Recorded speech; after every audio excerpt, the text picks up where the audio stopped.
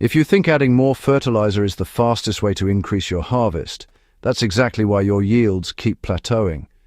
Most gardeners are overfeeding plants while ignoring something far more important: how nutrients actually move and become available inside the soil.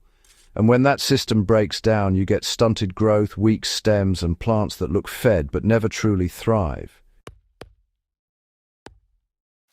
I ran into this problem after pushing my beds hard with compost, liquid feeds, and even mineral amendments. The plants responded, but only up to a point. Then everything stalled. What changed things wasn't adding more. It was improving how the system functions at a deeper level. And one of the tools that helped stabilize my inputs early on was a proper worm composting setup. I use a 5-layer worm compost bin because it prevents a common issue: inconsistent, half-finished compost that actually robs nitrogen from your soil. With a layered system, you get clean, ready-to-use castings every time. I'll leave the exact one I use in the description if you want to check it out. But the real breakthrough came when I started experimenting with something most people would dismiss at first glance. This is where the copper antenna idea started to make sense. At first, it sounds like one of those backyard myths.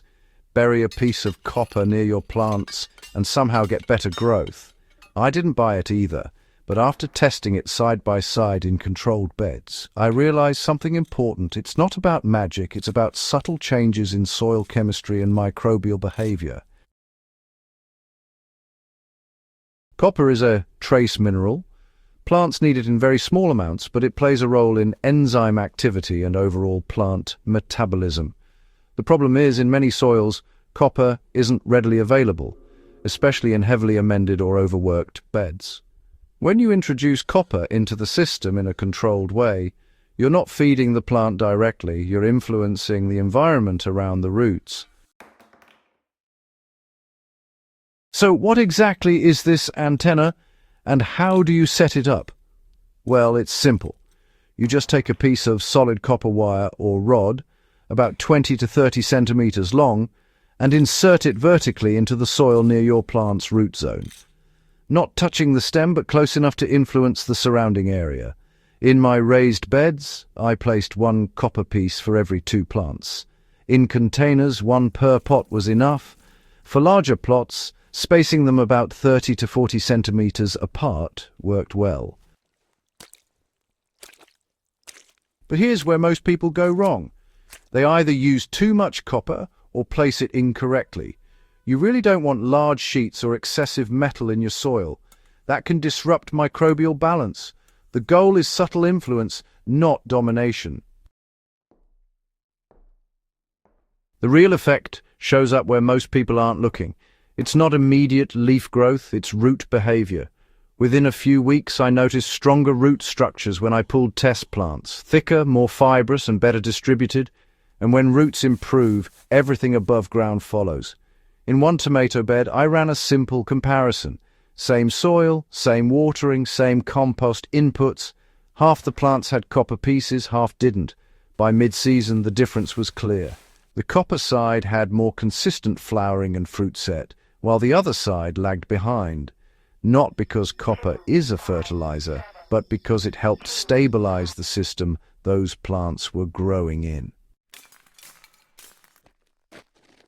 Now here's where it connects back to something most gardeners ignore: microbial balance. Copper has mild antimicrobial properties, not enough to sterilize soil, but enough to influence which microbes dominate. And when harmful or imbalanced microbial activity is reduced, beneficial organisms have more space to thrive. This creates a more stable environment for nutrient cycling. And when you combine that with active organic inputs like worm castings, you get a compounding effect. This is why pairing copper with living compost systems changes everything. When I started integrating worm castings from my compost bin into beds that also had copper elements, I noticed something interesting. The soil didn't just feed plants better, It held structure longer. It didn't compact as quickly. It retained moisture more evenly. And the plants showed fewer signs of stress during temperature swings. That tells you the system is stabilizing, not just reacting. If you're getting value from this kind of practical insight, subscribe to FamLogic. This is the kind of approach that actually improves results over time, not just for one season. There's a common misconception that needs to be cleared up. This is not about boosting yields overnight with a trick. Anyone claiming instant results is either guessing or not testing properly. What this does is improve consistency. And consistency is what leads to higher yields over time. In hydroponic systems, I tested copper strips near root zones in media beds. Even there, I saw improved root density and fewer issues with root rot. That's not something you ignore. It suggests the effect isn't limited to soil. It's about the environment around the roots. Let me show you how to apply this without damaging your system. Start small, use 1 copper piece per plant or per small cluster. Be sure to use clean, untreated copper. No coatings, no corrosion. Insert it vertically so that most of it sits below the soil surface. You want it interacting with moisture and microbial activity, not just sitting dry on top. After that, monitor your plants over a few weeks. Look for changes in leaf color, growth rate, and overall vigor. And don't combine this with aggressive chemical fertilizers. That really defeats the purpose. You're trying to stabilize a biological system, not override it. What you'll notice first isn't what most people expect. It's not explosive growth, it's uniformity. Plants grow more evenly, leaves maintain a consistent color, fruit development becomes more predictable. That's what happened in my pepper beds. Before, I'd get uneven sizes and inconsistent ripening. After introducing copper and stabilizing the soil biology, the harvest became far more uniform. That's a sign the system is working. And this is why most gardeners never reach this level. They chase quick fixes instead of understanding interactions. They add more fertilizer when growth slows. They spray when pests appear. They react instead of building systems that prevent problems. The copper antenna idea works because it's subtle. It doesn't force growth. It supports the conditions that allow growth to happen efficiently. Now here's the part you should pay close attention to. This method works best when combined with proper watering and organic inputs. If your soil dries out constantly, microbial activity drops. If it stays waterlogged, oxygen levels fall. Both conditions limit the benefits of this approach. I aim for steady moisture, not extremes, and I keep feeding the soil with small, consistent inputs rather than large, irregular ones. That balance is what allows the system to respond.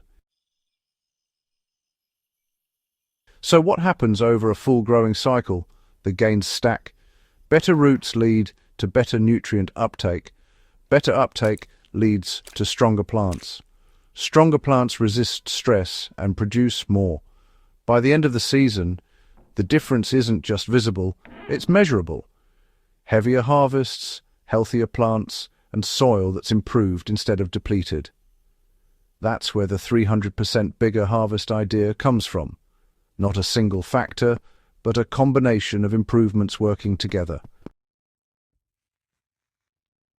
At the end of the day, this isn't about copper, it's about understanding systems.